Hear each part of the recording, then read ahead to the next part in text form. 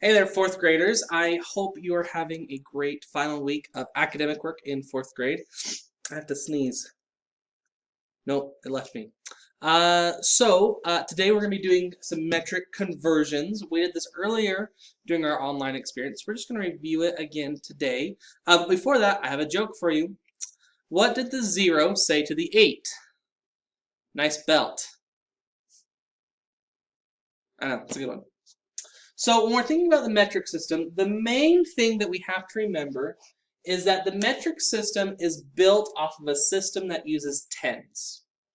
And that's not the same as like the customary system that we use is kind of random, you know. Sometimes it's built off of 3s or 12s or 8s or 4s, depending on which system you're, what thing you're measuring. But the metric system consistently uses tens.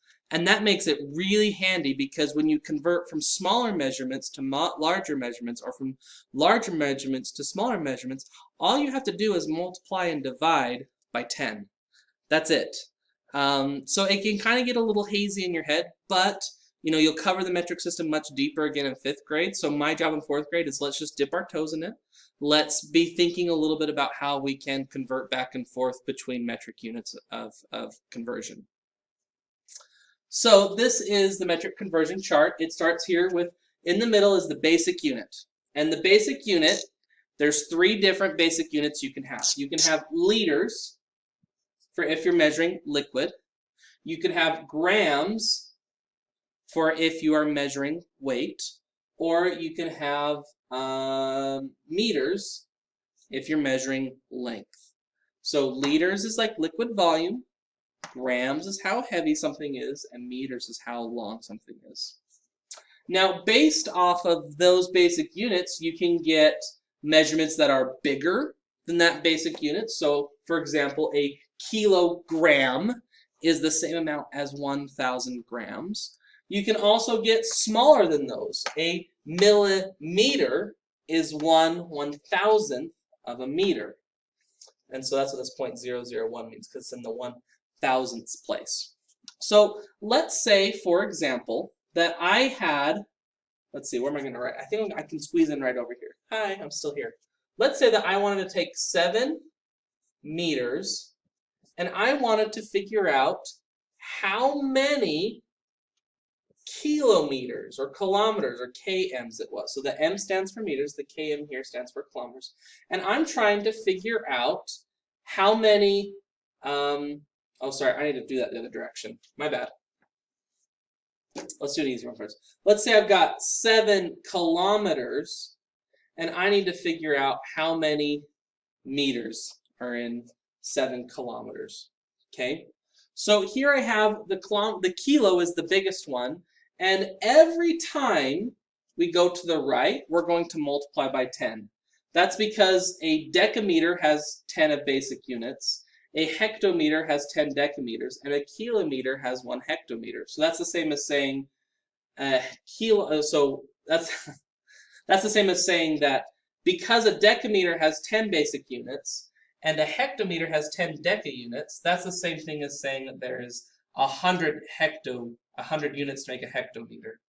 And because there's 10 basic units in a decameter and 10 deca-units in a hecto-unit, and then 10 kilo-units or 10 hecto-units in a kilo-unit, it's the same thing as saying there's 1,000 units. Basically, what I'm trying to say with that is you're multiplying by 10.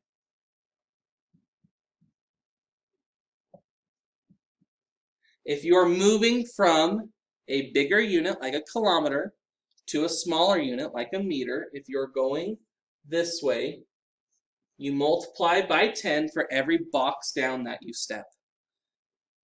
Okay, so if we're starting with 7 kilometers,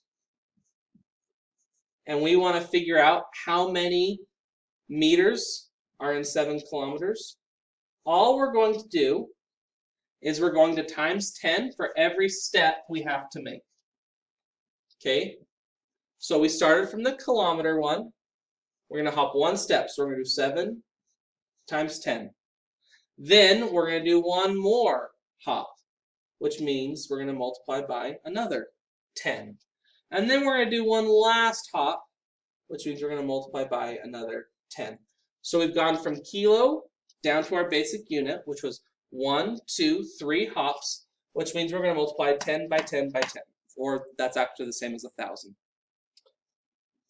So let's do that. I'm going to chunk these together first. 10 times 10 times 10 is 1,000. So this statement is the same thing as 7 times 1,000. So there I have my final answer, which is 7,000 meters. So we know that 7 kilometers is the same amount as 7,000 meters. Those are equivalent statements. Every time you're going from a bigger unit to a smaller unit, when you're going to the right, then you multiply by 10. Now, if we were going the other direction, if you're going from a smaller unit to a bigger unit, you divide by 10 every step up you go. Let's try another one.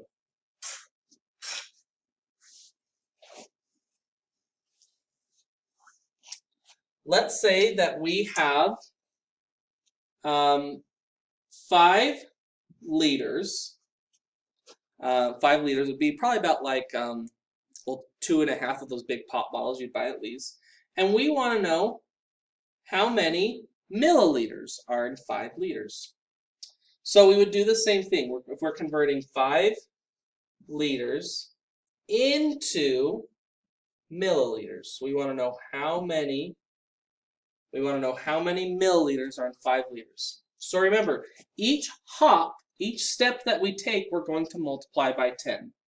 So there's 1. I'm going to multiply by 10 because I've done 1 step to the deci unit. Then we'll multiply by another 10 because I've gone to the centi unit. And I'm going to multiply by another 10 to get to the milli unit. So my number sense here would be 5, because that's what I start with. I start with 5 liters times 10 times 10 times 10.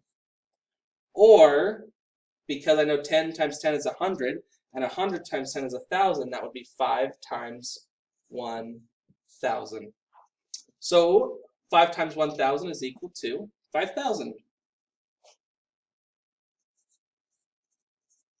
So 5 liters is equal to 5,000 milliliters.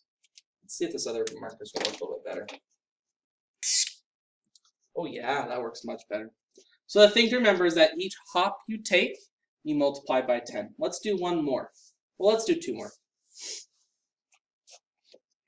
Let's say I've got 5 meters, and I'm trying to get 5 meters into how many centimeters. I want to know how many centimeters there are in 5 meters.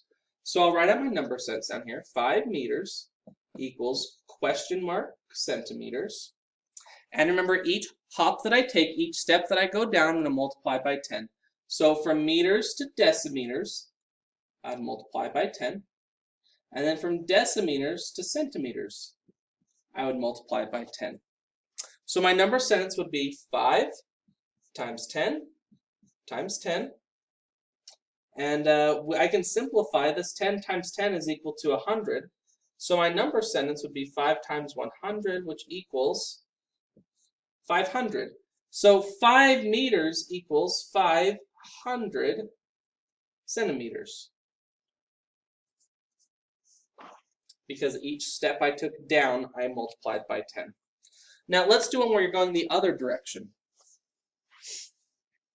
Let's say, for example, that you were doing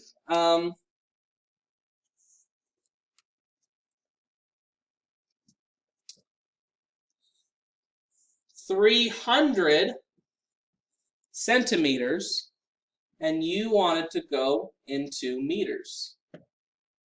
So we're saying 300 centimeters equals blank meters.